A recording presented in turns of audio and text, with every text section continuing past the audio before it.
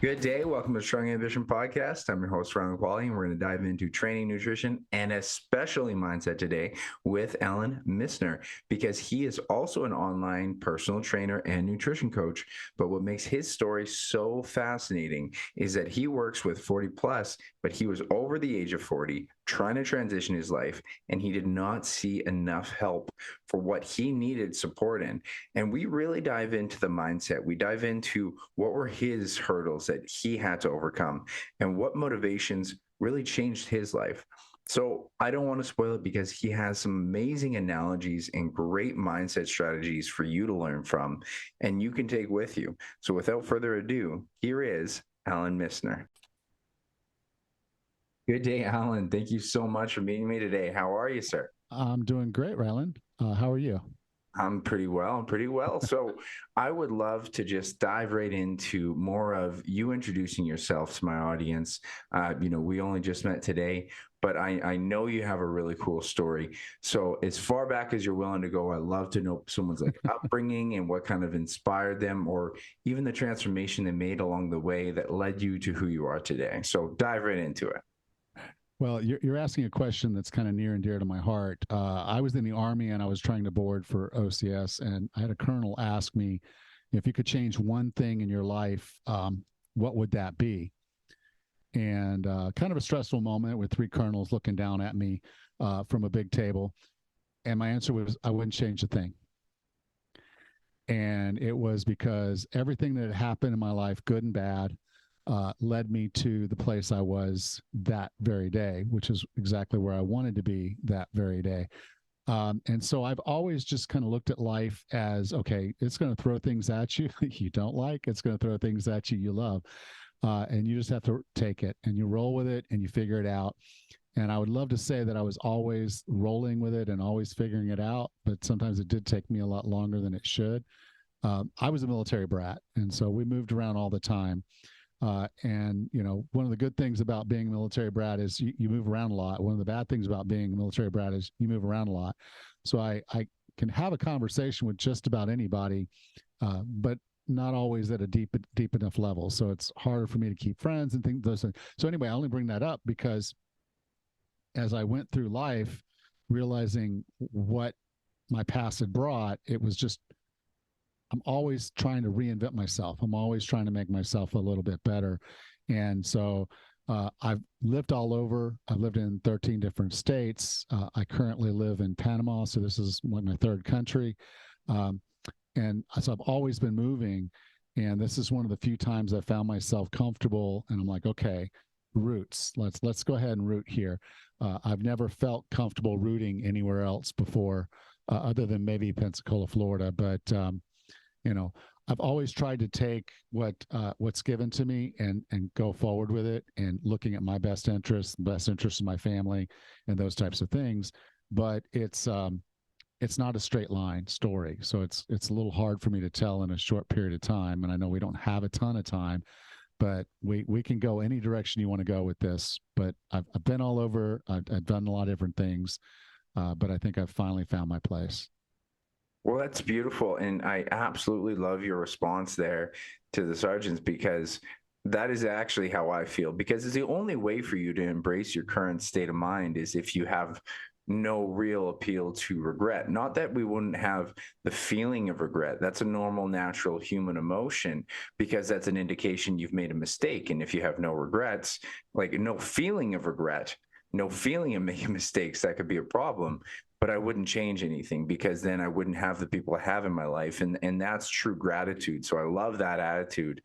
Now let's more so talk about what's, your current expertise and how you kind of came into that. As you are a trainer, you help people over 40. I'm really curious, because you have a really cool story of your transformation. So why don't you kind of lead us on that path a bit? Okay. Well, I was 39 years old and I was working in corporate America. I was doing really well for myself. I was a vice president of a Fortune 500 company, so I had all the things going for me. If you looked at my life from the outside, you'd be like, dude, you got it all. Um, but internally, I didn't. My health was bad. My fitness was terrible. I was in really toxic relationships. I was miserable. and just really not happy with myself.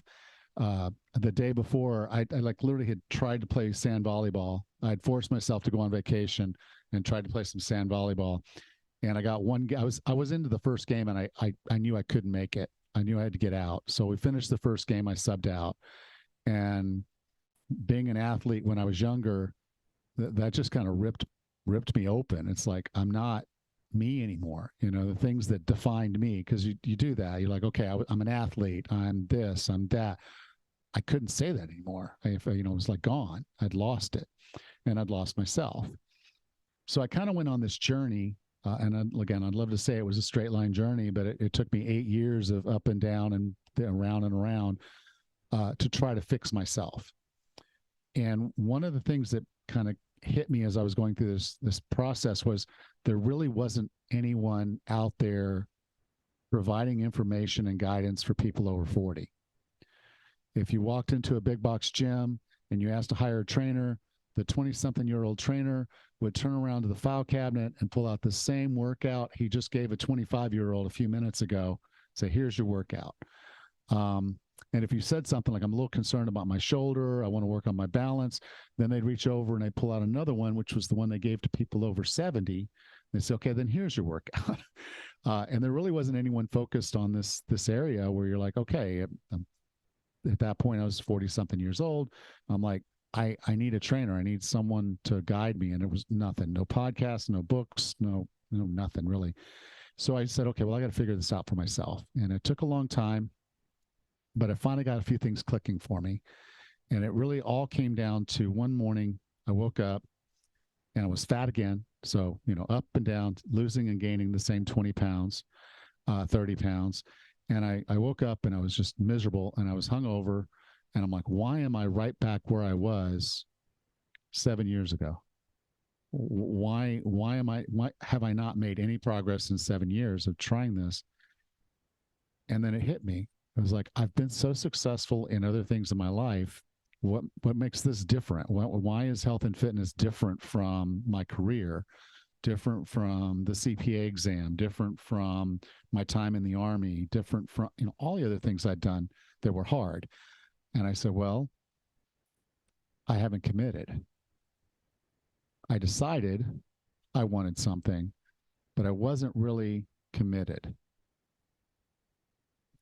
And that's a big difference. And if you think about it, I don't know if you're married or not, but when you've wanted to do something, everything great in your life, I bet you can go back to a moment when you told yourself, do or die, this is happening.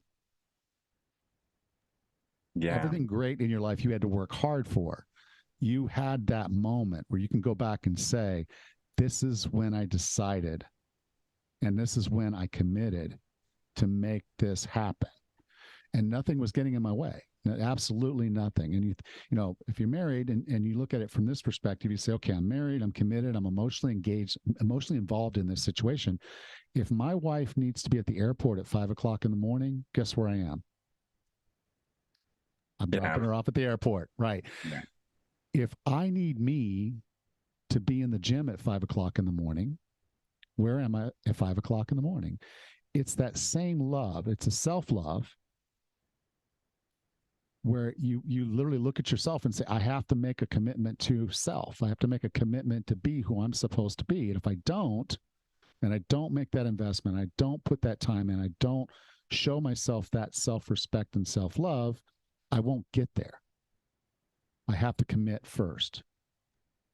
That is a beautiful analogy I've never heard before, because you're really talking about commitment, but not just like you're addressing it with self-love, but you're addressing the work that goes into a good relationship. And I think that's beautiful. I think that's really well stated, because if you truly, you love your significant other, you're going to do work for them. You're going to do things you don't want to, but because you love that person, and then it ends up being worth it. So if you truly love the person that you want to be, there's work that goes into being that person. I love that. It's a good analogy. Yeah. And you do the work and you just do it and you just don't even think about it. It's like, okay, go start the car up. It's 4:30. Let's go. You don't even think about it anymore. It just becomes automatic. And so things like motivation and resolutions and willpower, those words don't mean anything. You go into your New Year's resolution and you fail. It's like, oh, well, 92% of people fail New Year's resolutions. So I'm just like everybody else. You could people almost brag about having low willpower, or low motivation. Like, I'm just not motivated to work out. I'm like, what? You're not committed. It's not a motivation problem. It's a commitment problem. Right. And the idea of motivation, people are like looking for it to land on their lap. They're looking for this, it's so interesting to hear different stories from like yourself. Like you had like a lot of trial and error, right? So one of the things about that 92%, or sorry, the 8% that do succeed, I would be really fascinated to know the research of how many people of the 8% have tried so many times before. And, you need to get to this point where you appreciate the work is just the lifestyle. Some people, it's just a different trigger. Some people need a near-death experience, having a heart attack, and, okay, I have to transition. Some people I had a client recently who just had an ex that followed him fat and it changed his life. And so people need some sort of an inherent trigger. But like when you say, it's that commitment, doing the work that needs to actually you need to appeal to the idea that there's that suck that like at the start, you don't know why you're doing it and you have to trust that it's going to work. And then the other major thing is changing the identity behind it. As you'd said, you get to a point where motivation doesn't matter, and it really doesn't, because it's just part of who you are, part of your identity. So this is a really interesting thing. You had a trigger moment. You had that epiphany moment that was just like, I got to commit. Yeah. So here's the trigger, and it's going to sound really weird if you're under 40. But here's the deal. My daughter was 20. She just got her level 1 CrossFit. And so I'm looking at my daughter, and she tells me, we're having a conversation. She says, Daddy, I'm going to go do this competition, this CrossFit competition. I want you to come watch. And the thought of being a spectator in my daughter's life was a kick in the teeth. It was like, wait a minute. I don't want to be a spectator. I want to be a participant. I should be in that competition with her. I shouldn't be a spectator sitting in the stands. And so she'd asked me if I could. At the time I couldn't because of my work schedule. But I said, hey, let's do this little mud run. It was a little forget Tough Mudder, right? Well, this was the Warrior Dash, the sort of one. Okay. And we did that one, which didn't take a lot of extra training. It was a 5K. It was kind of more of a fun thing, not really that difficult when you break it down. But yeah, at that point I said, okay, I had that epiphany, and I told her, I said, hey, let's do a Tough Mudder, which is 12 to 13 miles, obstacles. It's tough. At the time, it was probably maybe the hardest one. I think Spartans have kind of upped them a little bit, but it was like, okay, this is tough. So what I knew was then I had a hard spot. I had a place, an end spot where I had to be at a certain level, because I didn't just want to go there and be in the race. I wanted to stay with her. I wanted to be with her. I wanted to finish with her. I didn't want to hold her back. So there was a performance expectation I had for myself. So the commitment was, I want to be in my daughter's life as a part of her life. That's my why. I want to be a participant, not a spectator. I don't want to be dependent on others. I don't want to have all these other things happen in my life. I want to be in charge of my life. And the only way I can do that is to do those actions. I used the doing. So the doing was, I knew I had to get stronger. I knew I needed more stamina, and I needed grip strength. So I was in the gym doing those things. And I just kept doing them, setting this next bar, next bar, next bar. And being in my mid 40s at the time, I had to be very careful. I couldn't push myself like I was in the 20s. I couldn't push myself like I was in my 30s. I had to be realistic with where I was physically, and gentle nudges, always looking at the prize. What's my vision? My vision, which came true, was going across that finish line, holding my daughter's hands. And it's a moment that I will treasure for the rest of my life. Nobody can ever take that away from me. So your accomplishments, the things that you dedicate yourself to, that you commit to, when you accomplish them, they're forever yours. That's powerful. That is so powerful. And That why is so cool, and I'm gonna love that statement for a long time. I think a lot of people can admire, be a participant, not a spectator, in any realm of life, but especially in your kids. And that's Yeah. something I always try to get clients to think about when they have children. Is I don't think you can get more selfless to do work than your kids, right? Yeah. Yeah. But she, you'd look at it and say, well, she's 20, almost 20. She'll be 21 or close to 21 when we did this race. She's like, well, she's already a grown woman. She doesn't need you. Well, yeah, she does. She actually needs me, needs the relationship, needs that thing. And I want to finish this race with her. Now, there will be grandkids. And we didn't have mud runs when I was a kid. So I don't even know what they're going to be doing in 15, 20 years. But I'm going to want to be a participant, not a spectator. Even if I'm in my 70s or 80s, I'm still going to want that. And I say this and I get a chuckle out of it, but I want to be able to wipe my own butt when I'm 105. Yeah. I want independence. Okay. I want independence. I don't want people to have to worry about me. I want to still be the caregiver, the provider, all the things that, unfortunately I say man makes a man, but that's what I feel. I feel like I'm a provider. I'm a protector. That's my role as a dad, as a grandfather, as all of that. And I want them to see a strong, healthy person.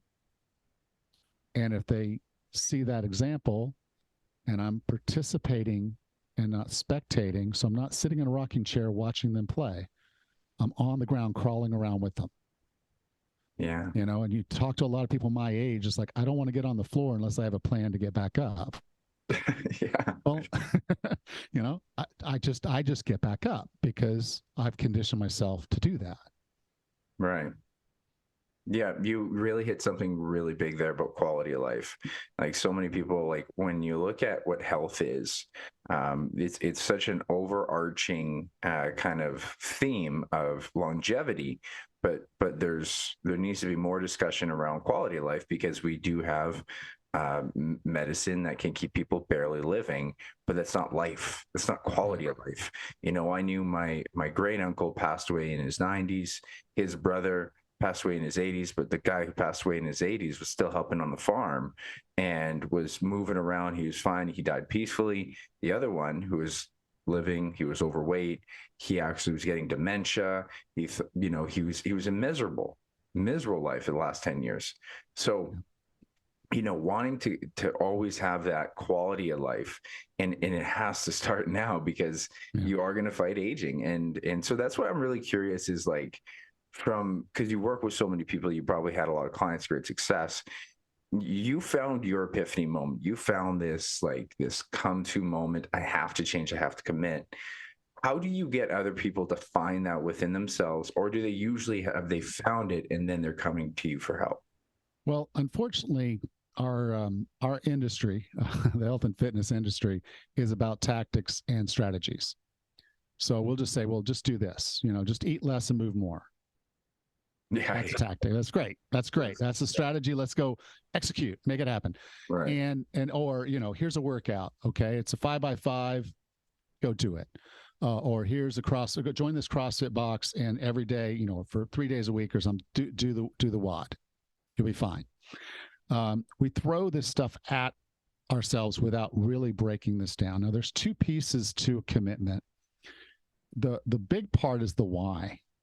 Why do you want to do this? And so, again, I was looking at my life saying, I've lost so much, and now I'm losing connection with my daughter. And I don't want that. And I don't want to age out. I watched my grandfather. I'll tell you, it's kind of a sad story, but he loved golf. He literally bought a house on a golf course so he could play golf every single day. Okay. But he got to 80, and I was over at his house. I was hanging out with him, and I was like, I knew his son was going out to play golf. I was like, are you going to go out and play golf with him? And he's like, no, I can't do that anymore. I'm like, but you love golf. He says, yeah, my balance is off. I'm not capable of playing golf anymore. I said, well, hey, let's go ahead and get a few balls, and we'll just go to the driving range, just hit a couple balls, start working on your balance. He's like, no, I can't do it. So he lost golf, which was his joy, at 80, and he lived to 95. Now at 90, he could no longer take care of himself at all. So he was already in assisted living, but literally he couldn't take care of himself. So he never wanted to leave his apartment. And by not take care of it, he could not stand up from the couch and make it to the bathroom fast enough. Okay. So that's what I mean. And by the time he was 91, he didn't even want us coming over because it had gotten so bad. So he lived the last 15 years of his life miserable, and particularly the last 2 or 3 really bad. The only person he ever saw was my uncle. It's the only family member he would even let come over. So that's the only reason I knew what was going on with him, because I could ask my uncle, his son, what was going on. But otherwise I didn't see him for the last 5 years of his life. So I only say that because there is an aging curve. There's this thing. So beyond why you want to do this is who you want to be there for. Like I lost the relationship with my grandfather long before he passed. Okay. I don't want that for my family. I don't want them to feel that way. I don't want to lose them and still be alive to know that I lost them. Yeah. And just like you talked about, I want to live all the way to the end. And in whatever way this is going to happen for me, I don't have a say other than I'm going to stay as healthy as I possibly can till the end. It's going to happen. But the other side of this commitment thing is the vision. And so I've talked a little bit about that, like being able to wipe your own butt, talked about wanting to be able to do a Tough Mudder with my daughter. I've talked about whatever the kids are doing in 15, 20 years. I just hope it's not video games, but I want to be a participant in whatever they're doing. So if they're babies and they're crawling around the floor, I'm going to be the grandpa on the floor with them. I'm not going to be sitting in a chair watching them on the floor play. Get out on the floor, watch whatever they're doing on their little iPads. And then if they go to crawl over somewhere else, I get up and I go over there. Maybe I crawl over there, And so from that age up, I want to be a participant. I don't want to be a spectator. And so when you have that vision and you have that why and you put those together, that's your commitment. The whole map, the whole roadmap, it's all right there in those two things that becomes the commitment. So your daily actions, is it moving me closer to my vision or not? Right. And it doesn't always have to. Sometimes you take a detour. It's like, hey, buddy's going through a hard time. He wants to go have a couple beers. Not on the plan this week, but it's important to have that relationship with my friend. So I'm going to go have a couple beers with him so we can have the conversation he needs to have. Okay. Right. Detour, get back on the road. So it's really this whole deal. Your whole roadmap is already written when you put those two things together. And each day, each action, you just say, okay, does this fit? Is this the balance? This is what I need. And then it comes down to balance. Like you can't always be on. You can't be in the gym every single day. You can't eat a certain way every single day. You're going to need downtime. You're going to need detours. You're going to go to Disneyland or Disney World and spend time with your kids, and they're going to want to eat funnel cake. And it's like, have a piece of funnel cake. Yeah. Okay. It's fine. You're going to want to go out with friends and they're going to have some cocktails. Like, okay, have a cocktail. Right. Is it optimal for the vision? It's like, no, but it's my friends. It's my family. It's part of why I'm here. And so living today, living tomorrow, finding the balance, the roadmap is right there. You just have to put it together. And it's kind of really a part of the roadmap, right? Because when it comes down to it, that's part of the quality of life. And what I think is really interesting, and I try to convey to people who I always say on the outside, they're on the outside of living that healthy life, of really buying in fully on the training and the nutrition, is that they don't realize that there's a lot of satisfaction that comes with the healthy living, but then you still get to enjoy the other things along the way. Everything else seems so restrictive. And so I think this is, you're really hitting on the head. That is the vision, but they're not allowing themselves to envision it. They're not allowing themselves, and they're also afraid to ask themselves what the motivation is, afraid to ask themselves, like, what does this matter? What's the cost of not doing this? And so, what I tend to see is people living a life that are becoming numb to the current pain. You had said you were losing things. You were in your own pain state with distance kind of relationship that you had with your daughter physically. And we get used to pain. That's like the easier pain that just comes on to you, right? From not doing something. but then you have that epiphany moment. And I'm really curious because it's still, I imagine, not linear. You know, I Yeah. know you had a big weight loss journey. And so I'm curious, what were some other major roadblocks? Because now you had the vision, you had the motivation. What were some other big roadblocks that you had to overcome to really find this new path? Well, once I got going, I was fortunate. I was 47, 46, 47. I was literally able to just say, okay, I'm in a Porsche. I'm just going to fly down this highway and be ready for this thing. But what I've come to understand is you can't always be in the supercharged car flying down the highway. Sometimes you have to have some things you got to carry. There's other things going on in your life. So, maybe you have a sick relative you have to care for, and it's a little bit harder for you to get to the gym or eat the way that you're used to eating. You have to adapt for a period of time. You have to go slower. And so you have to recognize that's a different pace. So instead of being in the Ferrari, you're now in a pickup truck. So you're still moving forward with your vision. You're just not going as fast. Right. Or maybe you've got family members, and they're going to have to go to the bathroom at every exit for some reason or another. They won't ever coordinate. So it's like this one has to go at this exit. Then the next one, as soon as we pull back on the highways, I got to go. So now you're pulling off to do that exit. So you're going a lot slower. So you've got people and baggage. So now you're in a minivan. So sometimes you can be in the Porsche and be hauling it towards your vision, and other times you need to be in the minivan, and recognizing that the pace has to be appropriate to your life, because life doesn't get in the way. It is the way. You got to load that in the car, and there's no trunk space in the Ferrari. We can carry a whole army of people and stuff in the minivan. We're just going to move slower, and having that awareness and being okay with it. Saying, I'm not going to be upset that I didn't lose another 10 pounds this month. I'll be okay with 2, because that's where I am in my life. Totally. I'm loving your analogies here. I'm a man who loves analogies for fitness. Let's translate that to people who don't get it. But what you're hitting on the head so heavily here is just that simple part there. A Ferrari has no room for luggage. So if you're by yourself, you can go quick. I mean, that will tell you what fitness influencer, bodybuilders, they are very like in their own zone. They're not going out, they're not socializing, and they get there quick. Now, if you have life, you have people in your life that you got to actually help and support. It's probably better to have something more, room and, efficient on fuel. But it's just a perfect analogy, because that is the reality of most of our lives, is that we're going to have stops along the way. And what you had said there is really big, because people have to understand modest gains are gains. Modest gains are, like you had just said, it's life. And what people always see, unfortunately, with the fitness industry is do this program for a while, get a B result, then what?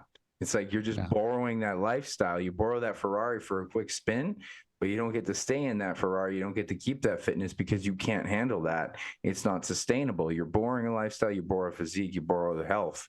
And then if you have the actual car that you plan on driving for a long time, and like you said, life is the road. Like you are staying on that, and that's how you're going to travel. So I think that's a beautiful analogy.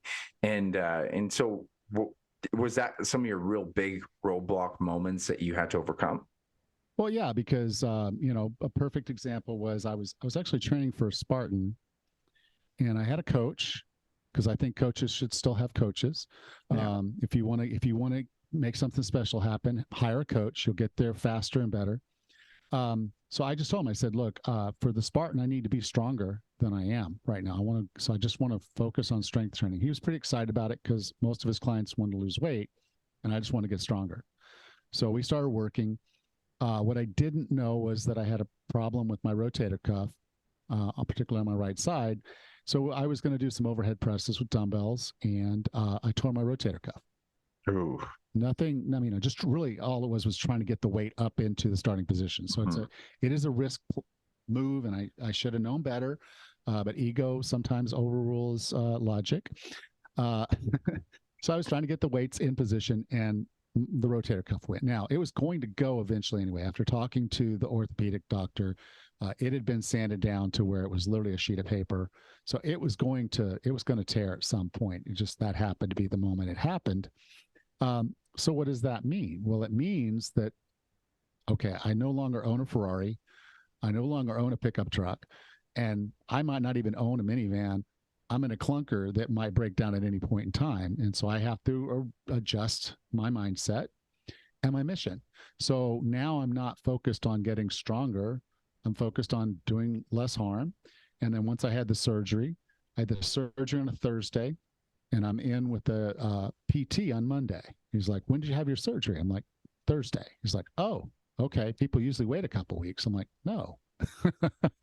I know if I do the PT, I still, and I continue to train with what I could train.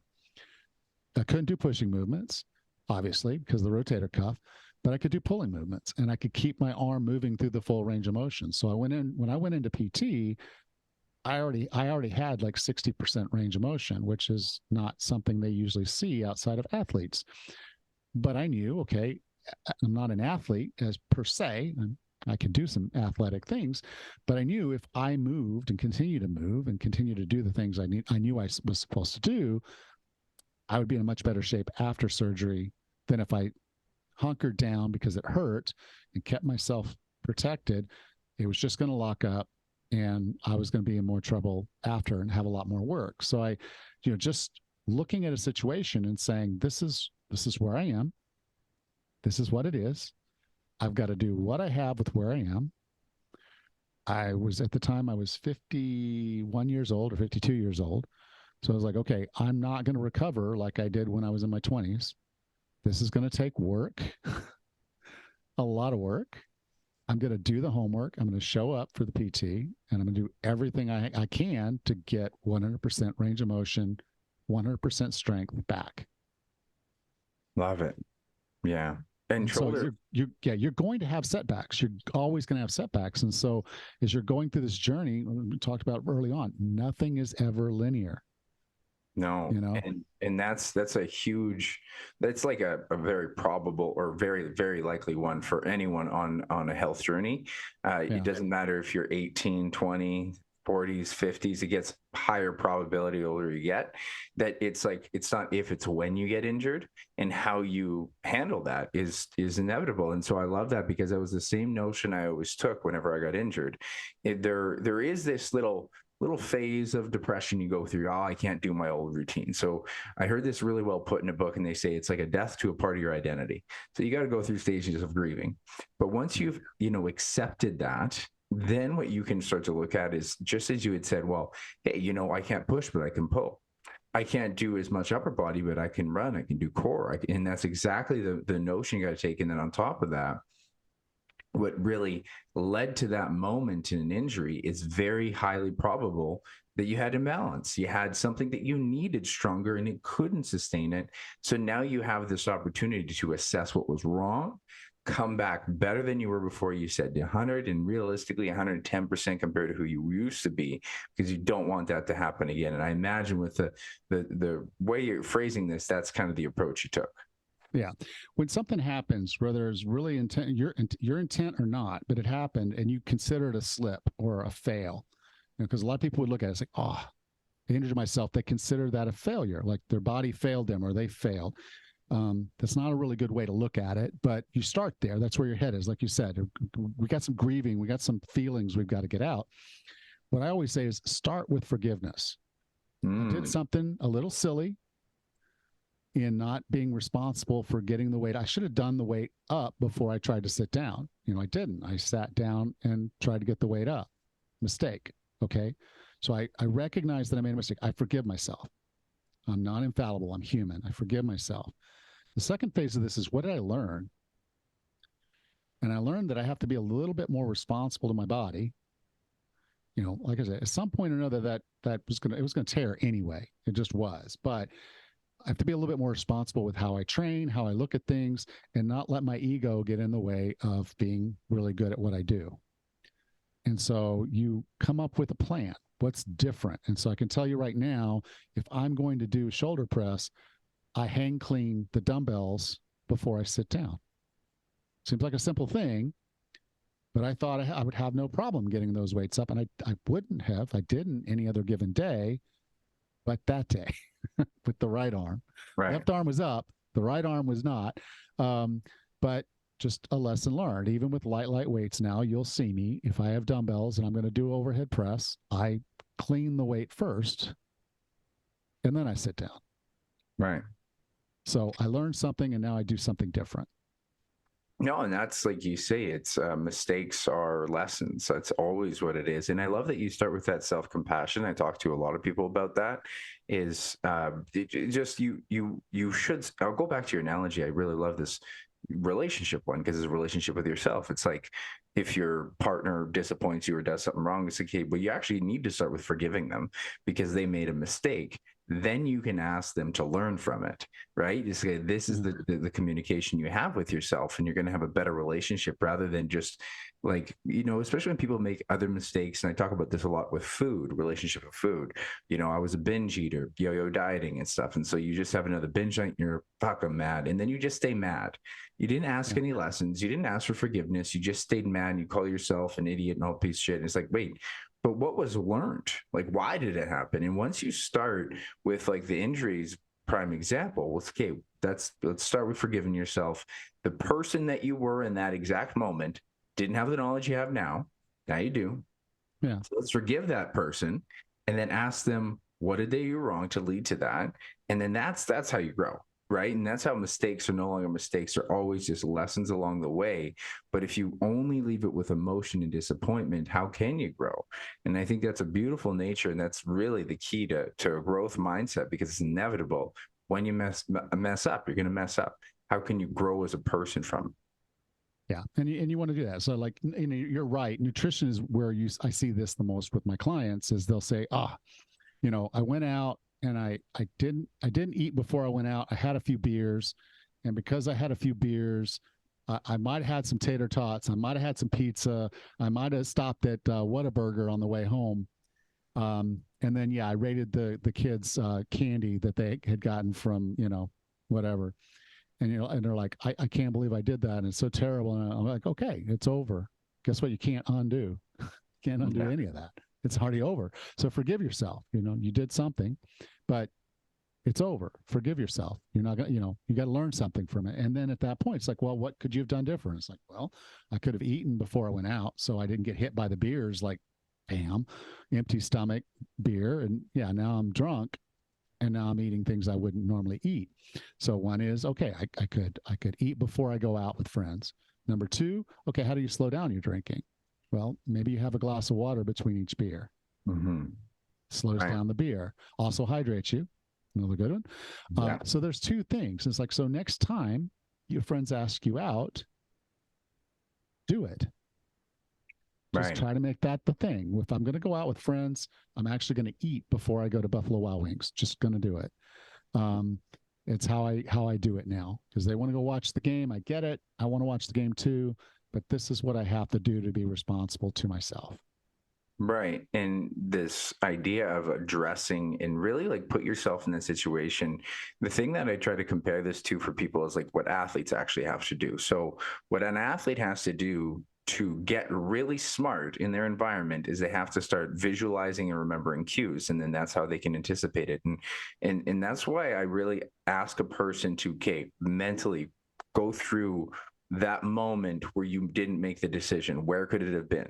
Because the only way for you to make this correction later on, when this moment happens again, is you have to visually remember, oh wait, this is the cue. And visually, like literally, where are you sitting in your kitchen? Are you looking at your phone, talking to your friends? Like, and then it has a better chance of it triggering, because we are just very intuitively programmed by subconscious instinct. So if you don't start to actually visualize what that's going to feel like, way more of an impulse to just do what you always do. It's like, oh, I just don't have to. No, this is exactly where you hit that resistance point. You have to try to make a point of eating, even maybe you're going to be a little late. Get some food and you have a protein shake, even if you need to. And then that habit starts to construct itself, where now it's like similar to like not skipping a workout versus actually getting your workout in. It becomes who you are. And so I really love that, addressing it. And I'm really curious. So, because you had said you had a few other roadblocks like that. And how much weight did you lose in total? And how did you get into being a trainer? Because I think that's the most fascinating thing, because you transitioned your career. Yeah. Well, I was way overweight. So I don't really know how much I lost. I know I lost some weight between when I had my commitment and then March. But from March to basically November, I lost 66 pounds of fat and Wow. gained 11 pounds of muscle. Nice. Okay. And I did that at age 47, 46. That's incredible. Okay. But the point was, it was I was in a Ferrari. Okay. So these are not typical results as No. it's kind of thing is don't put me on a video and say, do this workout and this is what you'll get. No. Um, this is literally like, okay, I literally cut back on everything I liked and did the workouts and I religiously. When I had to book a business trip, I literally would go online and only stay in a hotel where I would have access to a full service gym. Right. Even if I had to stay 2 or 3 miles away from where I was working and pay a little bit more for the taxi or I paid $35 to walk into a gym for a workout. Okay. Who does that? Well, if you're in a Ferrari, you pay $35 for a day pass to go into a gym because you got a workout you got to do. And so I did that. And like I said, yeah, it was a good bit of weight loss, a good bit of weight gain.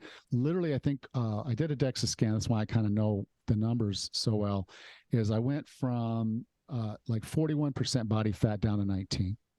Wow. That's so cool. But again, Ferrari. Okay. Yeah. Think Ferrari. And if you're in your 20s or 30s, Ferrari, when you can, if you can, it's not a problem, but be smart about it. Don't let your ego get in the way. And then what happened was obviously I did the Tough Mudder, and probably the first time I felt comfortable having my picture taken without a shirt on in 20 years. And so there was a picture of me with my daughter. Of course, she was the level 1 CrossFit coach. So she's ripped and now I'm ripped. And I had friends like, what in the hell did you do? How did you do this? What's your secret? And I'm like, you're not going to like my secret because it's not glamorous. It's not a workout. It's not a strategy. So it's nothing I can sell you. It's just what you put in your head. Mm-hmm. And once you put the right thing in your head, the commitment, then it's in your heart. And now that it's in your heart and your head, it's going to happen. And so I started working with a friend, and I was like, okay, I was doing another podcast, and I wasn't enjoying it. I didn't know a lot about podcasting, but the other podcast, it was more in the field of my business, what I was doing at work. And so I said, well, I'll start telling people about what I've done. And I had a friend, I had someone I said, okay, I'm going to coach someone. And that's going to be most of the podcast is going to be conversations I'll have. And then my coaching someone, and I want them to see the results. So the things I'm telling you, here's the client. You're meeting them the first day. And for 10 weeks, I'm going to train them. And so I actually did this for free. I found someone in my local area, and I said, I'm still going to coach you generally online. We're not going to meet in person. It'll just be online. We'll record it. Okay. And I trained her for 8 weeks. She lost like 9 pounds. So this is a 53-year-old woman, a smoker. And I was like, she lost 8 pounds in the 8 weeks, 9 pounds, 8 or 9 pounds in 8 weeks. And she had comments like, my granddaughter said when she grows up, she wants to be strong like grandma. Wow. Okay. But this person didn't really commit and didn't have the self-love. And so they started in the Ferrari. And as soon as things got to that point, she quit. She ghosted me and she disappeared. And I'm like, well, that's a shame because I had already done like 8 weeks, 9 weeks of this show with her. So I was talking to a friend and he's like, man, I really want to know how you did. I'm like, okay, John. I said, here's the deal. I'll coach you, but I want to coach you and your wife. I said, so if the two of you will come on, I said, we'll do what I'm doing already with this client. I said, I'll do it with you. And we did 10 weeks. She lost 28 pounds. She couldn't even work out because she was having back problems most of the time. So this was all nutrition-based weight loss. A lot of self-care stuff too, but mostly nutrition-based. He lost 39 pounds in 10 weeks. Wow. Okay. He's the same age as me, a little bit younger, like a few months younger, but you kind of get the idea. We were high school friends. And so now he goes through this thing and loses 39 pounds in 10 weeks. That was my show. And like, that was the big part of launching my podcast. And then, of course, at that point, I was like, okay, this is fun. I like coaching and I know I can help people. So I said, I'll go ahead and take a few clients on the side. And I did that for a few years. And then I knew I wanted to leave my job because it was so stressful and so hard. I was laying people off every year, usually around Christmas time. Fun. And I'm like, I don't want to do this anymore. I don't like the people I'm working with. I don't like walking into a boardroom and they're like, you've got to cut 3 people. I hated those conversations. I hated the word head count and span of control and all of those things. I'm like, I don't want to do this stuff anymore. So they were doing the layoffs. I tried to put my name on the layoff list and they said no. And so the next year rolled around, they actually did put me on the layoff list. They laid off my entire department and outsourced us. So once I knew I was going to get laid off, I went to my wife. It was coming up on Thanksgiving because that's when they do. They tell me right before Thanksgiving that a layoff was coming, and then I'd be laying people off during the first week of December until their last day was the 31st. So that happened every year for 4 years in a row. But this time it was all of us. So I told my wife, I said, I'm getting laid off. And I said, I don't want to go back. I said, I'm training people on the side part-time. I got to make that work. You know, that's who I'm going to be. So commitment with a very powerful why of changing people's lives and a vision of helping over 100,000 people lose weight and find fitness in their 40s. Beautiful. So now I have a mission. You know, now I have something I can feel proud of. Before I'd walk up to someone and say, "So what do you do?" Well, I'm an accountant, and my wife's like, "He's not just an accountant. He does internal audit." And I'm like, don't tell people that. They're not going to like me when they hear the word auditor. I wasn't proud. I mean, I did some really important stuff in the businesses that I worked for. I made them very much more valuable than they were before. But that said, it didn't bring the pride that I have from having a 50-year-old woman who tells me, I don't believe a 50-year-old woman who's already in menopause can lose weight. I'm like, absolutely you can. And we go through a program, and 6 months later, she's lost 41 pounds. She's healthier and more fit than she's ever been in her entire life. And I'm like, you told me you couldn't lose this weight. You know, or a woman that tells me that the most I can press on this lift is 5 pounds. And I'm like, okay, well, let's do this. And we start talking and we start pushing, we start going. 6 weeks later, she's pushing twice that. It doesn't sound like a big deal, but it's 100%. Yeah. On some of her lifts, she was 150%. And it's, so that's changing people's lives. And so there's just a huge amount of passion that I have for that. And then because the cost of living where we were in Pensacola Beach was a lot higher than personal training wages often allow, we decided to move to Panama. So I live on a Caribbean island where there's no hurricanes. We're close enough to the equator that basically it never gets below 70 degrees and it never gets above 90. Rains half the time. We're in a rainforest. So there's beaches, rainforests with sloths and monkeys and all the wildlife. It's wonderful. Caribbean, beautiful. And we bought a bed and breakfast. So my wife runs the bed and breakfast mostly. I do some of the back office stuff and I do front of house when I have to. But I train full time and I help people online get healthy and fit. That's so beautiful and really tremendous results that you're talking about here. I'm curious, what are some, like, just for the listeners, what are some overarching ideas that you would give people over 40 that they need to pay attention to when it comes to training and nutrition? Just some handful of key ones that they're probably missing. Okay. I will jump to strategies and tactics this time because I love to talk the mindset stuff because I think if you don't get the mindset, then none of it matters. I could give you a complete workout program with a nutrition plan and all that. I could hand it over to you and say, if you do this, you will get everything you dream about. But if you don't have the mindset right, you won't. Right. Okay. Totally. So the core of it is this. Okay. One is eat whole food. I've interviewed over 360 fitness and nutrition experts, health and fitness people that have written books. I read every single one of their books. And that goes from vegan all the way to carnivore with everything in between. I even had a vegan keto guest. I have raw paleo. I had vegetarian, vegan, all the way across the board, everybody. And they all say the same thing.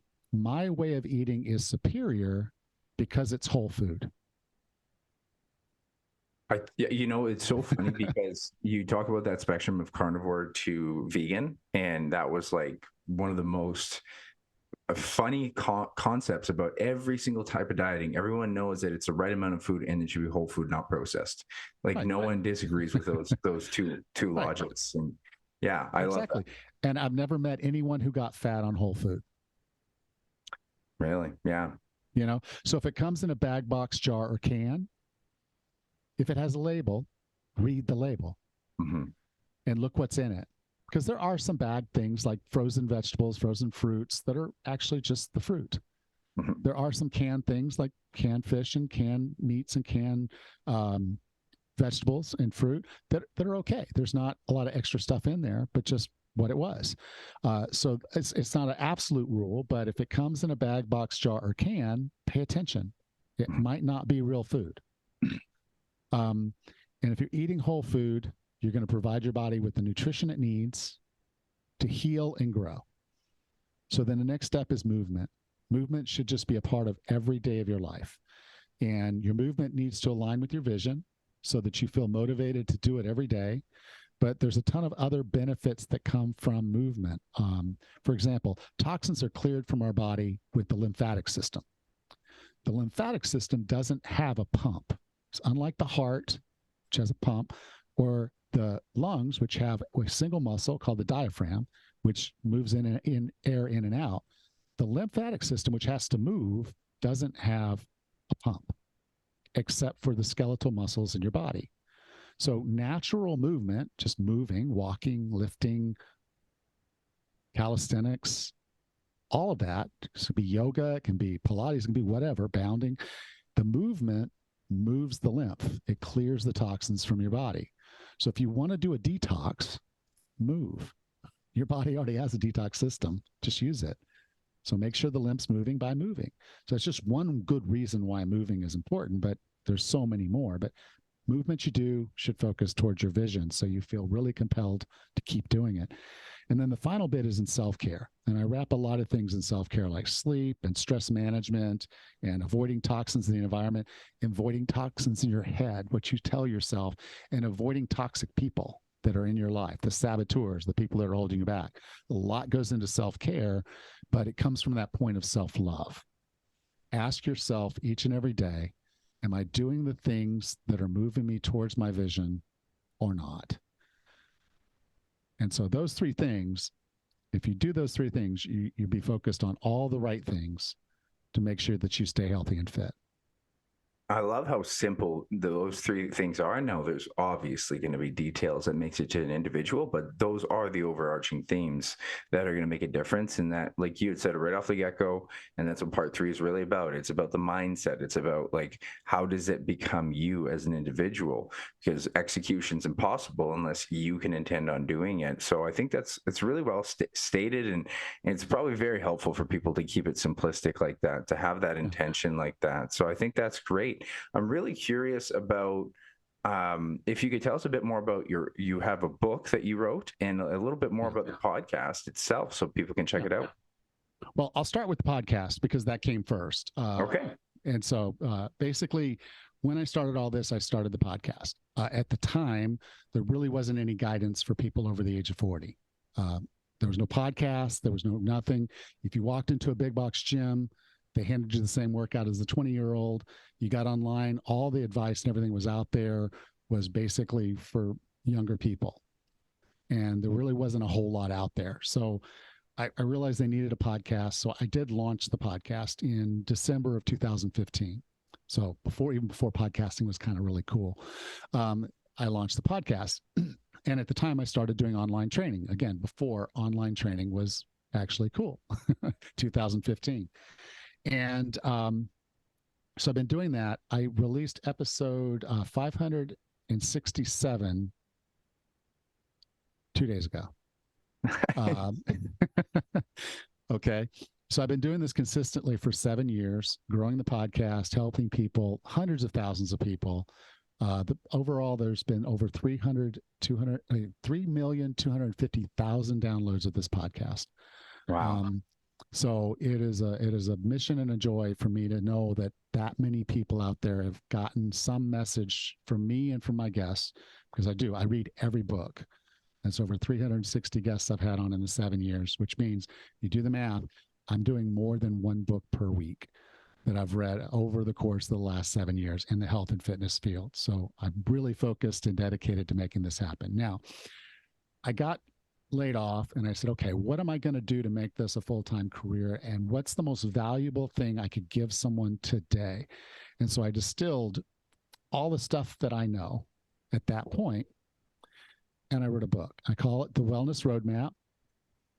And so a lot of the analogies that you've heard me use today started from conversations as I was thinking about the book. Okay. And I used the car analogy for a lot of it. And so if you like car analogies, you're just going to enjoy reading the book for the car analogies, because it's riddled with them. It's called The Wellness Roadmap. The starting point of actually building your why and getting through self-awareness and setting all that up is a GPS, your wellness GPS. So it's knowing where you are and where you want to go. The GPS, it's exactly what you use in the car. All the gauges, how you drive and how you get there, where you're going, all the things. I basically put that together in a book, and it's a bunch of car analogies, a lot of them. But so I wrote the book as a guideline, predominantly for people over the age of 40. But I'll tell you, if you're not 40, there's still a tremendous amount of value. If you enjoyed the conversation we had today, 99% of it's in that book. I've refined a lot of it. I've had like deeper conversations with clients. So there is a deeper level that's not in that book, but I don't know that I have the capacity to sit down and write another book, because that was one of the hardest things I've done. But I committed to do it. And through commitment and having a why of wanting something of value to give to the world, I did it again. So commitment, vision, delivery. And that'll drive you every single place you ever want to go if you can put those two things together. Beautiful. And I really appreciate that you even start with the word commitment and then visions. Like let's make sure that whatever you intend on doing, you're going to commit to, create that vision. It's the only way for it to happen is you have to commit to believing in it. And I think that's well stated. I got to check out this book myself. I think it looks really fascinating. So especially with all the discussion we've had today, I'm super interested in it. I would love to know, and I appreciate you coming on. This has been a great conversation. I'll probably reach out to you, have on again, because I'm certain we can really dive into this stuff. What I want to know is you personally, living in Panama, like what a great lifestyle. What is your most recent ambition? What are you really going after coming down the pipeline? Well, right now it's I'm not going to say it's maintenance, but it's just I want to live a lifestyle here, an active lifestyle. Too many people, and I'm not going to say this is a bad thing or a good thing, but this is a tourist destination. So a lot of the people that come down here, they immigrate down here. They like to call themselves expats, but so I'll say the expats that come down here, they end up getting caught up into a bar scene. It's like, so there's certain people you're just going to see sitting at the bar at 1:00 in the afternoon till 9:00 at night every single day. So it's easy to kind of get roped into this social scene of drinking and partying and being like a tourist every day of your life. That's not who I am. I want to experience the island. I want to get out and do things. I want to stay physical. It was really cool. We haven't had this since I moved here. They're going to have a 5K this weekend. They haven't, it's 4 years I've been here. We haven't had anything like that. And so I saw the sign. I'm like, a 5K, really? And so I signed. I'm like, of course, I'm in. So, it's like, okay, so who's a guy that can just pick up anytime he wants to and run a 5K?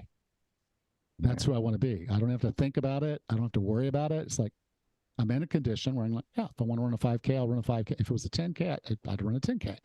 But it's just knowing that I'm building a lifestyle and building a way that I can do the things. Now, we also run the bed and breakfast, so there's physical things around that I have to do. So we can't drink the local water, so you have to get the 5-gallon jugs.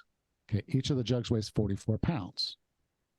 So to take them from the front of the house to the back of the house, 60 feet, basically farmer carries with 44 pounds. Yeah, solid farm Nothing, carry. nothing crazy for, someone who's fit and strong, but for, old man, 57-year-old Allan, Yeah. I need to be able to do that. The water has to get from the front to the back and has to sometimes get carried upstairs and those types of things. And so that's just, and I'm very different than a lot of people that are here, because when I walk in a grocery store and buy something like that, they're thinking, okay, well, where's your car?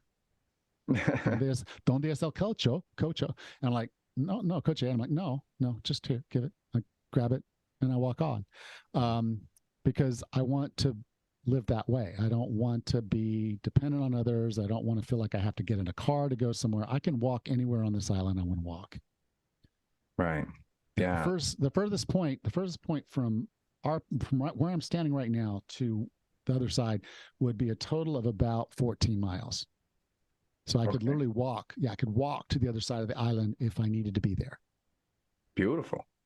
And I want to have that, because there's things on the other side of the island that are just gorgeous. Bluff Beach is one of the most beautiful beaches on earth. And if you're a surfer, during surf season, which is coming up in a couple months, it's one of the best surfing beaches in the world. They even hold professional tournaments here. Now, I'm not a surfer, but go out there and watch some surf. And not have to worry about getting in a car. Just walk out there. For sure. I love this. You're talking about independence. You're talking about that quality of life and really trying to practice what you preach. And as simple as walking. I always actually didn't have this same appreciation how that is the most fundamental movement pattern that is getting away from us, because we can drive everywhere. And the city I live in Winnipeg is such an urban sprawl. So like driving places is actually somewhat needed for certain things. But as soon as I lived in the city, it was nice to, hey, you know what? I am going to walk to the store as often as I can to get my food and walk back, because it is, and I physically need that for health. If I'm an online trainer too. So if you do not find reasons to be active, you're not even get 5K steps in. And that is the baseline of health. So I love that you're always practicing and always going after the 5K. Why not? Yeah. You should be able to run 2 miles at any point in the day if you have a baseline fitness. And I think that's beautiful. So I appreciate all your time here. This has been an awesome conversation. And again, I will reach out to you in the future if you're good with that. Yeah, and absolutely. And I love this chat because you have a lot of knowledge to offer. So I really appreciate your time here, Allan. Thank you again. Thank you. Oh, and tell people where to find you. It's the 40 Plus podcast, and where else can they find you? Well, okay. If anywhere you listen to podcasts, it's 40 Plus Fitness podcast. So you'll find it there. It's blue and orange label. You'll just see it, 40 Plus. And then you can go to 40plusfitness.com. So that's my training website. And then 40plusfitnesspodcast.com is where I host the podcast. So perfect. And what's your book called again? The Wellness Roadmap. Wellness Roadmap. Perfect. All right. Thanks again, Allan. I really appreciate it. Thank you. Thanks again to Allan. I really love that conversation. I loved his analogies, and I really valued his sentiment of I wanted to be a participant and not a spectator. I want you to think about this. Even if you don't have kids, it's just life. You could be a participant. You can watch TV. You can make things easy, but being a participant is far more rewarding, far more gratifying. It's harder initially, but in the end, it's not. In the end, we always deal with some sort of discomfort. It's either discomfort from putting off all the things that you should do with your health and eventually dealing with pain, or you meet the pain, you meet the discomfort immediately, and then you get the gratifying result from doing the exercise, from eating healthy. But I just really valued that it really appealed to him that he realized that he was watching life rather than participating in it, and that his daughter was the fuel for his fire. And I also love how he keeps things very simple. He doesn't really go into super complex ideas. He says 2 major things you need for your motivation is the vision, the commitment, and then, just finding that plan. And just the commitment analogy was very heavy, because it is self-love. Like you love another person, you have to put in work. and then it ends up rewarding you. And the idea of seeing the vision, who you want to be, is so important. People are afraid to ask themselves that question time and time again. And then again, when you actually listen to his tactics, they aren't super crazy. It is about eating whole foods. It's about valuing movement, and then just appreciating the mindset that you need to be able to handle stresses, to be able to, detoxify your mind, and making sure that you keep these things healthy. And I've had other guests on here, and you're going to hear a lot of the same answers on those premises. That's why we talk about training, nutrition, and mindset, because they all are the overarching part of health.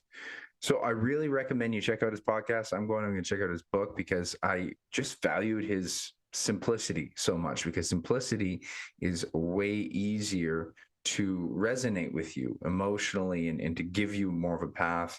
And some people need that. Some people need the very simple path to hit that trigger point. I know from being a boxing coach for years, it doesn't matter who says it. It just matters the time and the place and the person that you are at that time, if that word is going to resonate with you.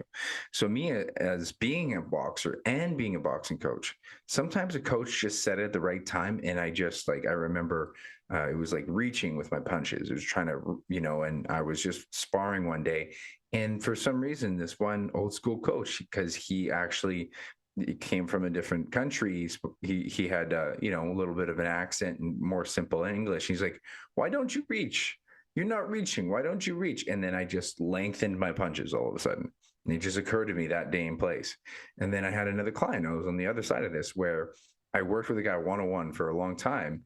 And I always told him to sit in his legs. I always told him to actually try to use your legs to drive the hips. And then one day I remember seeing him, "Man, you're just looking way better. You're way more positioned. You're looking balanced." He's like, "Yeah, there was something that Kevin said the other day. He said, like, kind of squatting your legs, and it really hit me." And I'm like, "I know I said that many times, but I don't care, because you were the right person, right time and place to hear that message." And I think you have to want to hear a message. So hopefully that resonates with you as well, is keep listening to the way people explain things, because one day you're going to hear something that resonates with you more. So I loved having Allan on. I'm certainly going to check out his stuff. I'm certainly going to try to have him on the podcast again, because I could keep going. We even talked off air about a lot of this stuff, and he's a really interesting guy, ton of experience online. And if you have that kind of experience, you have to be great with communication. We talked about how he actually has worked with a blind demographic, which is fascinating. So a lot that you can learn from his podcast as well. So thank you so much for listening. Remember to like, subscribe, all that good stuff. Remember, you can always reach out to me or Allan, depending on what you're more into. I work with more of kind of around the ages of 30, people who really love strength training and want to end yo-yo dieting. He works more in the 40 plus. And so you kind of got two different niches there that you can choose from. But we both agree, coaches get coaches. So definitely invest in your health. And either way, I just really appreciate you as a listener. So I hope you learned something today. And I always want you to remember that it is not about the pursuit of happiness, my friend.